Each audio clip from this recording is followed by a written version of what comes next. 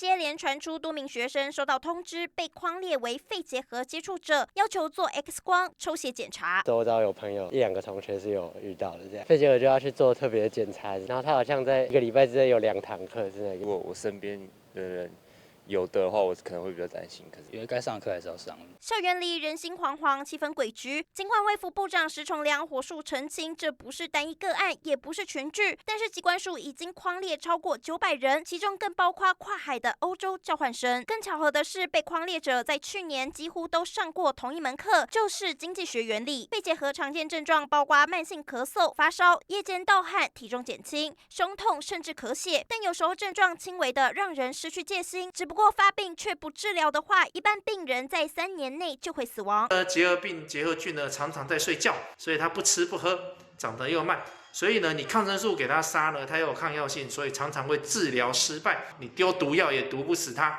这就是结核菌厉害的地方。这所谓的沉睡细菌，甚至可以在体内潜伏5年、10年、20年。即使台湾新生儿都会接种卡介苗，只能有效预防结核性脑膜炎等严重并发症，无法完全杜绝感染。取决于你的免疫系统，但严重有些真的可能会全身性的感染，可能会死亡，也都有可能性。疾管署目前正扩大匡列，加强筛检，希望把可能的接触者赶紧找出来，以免病例持续扩散。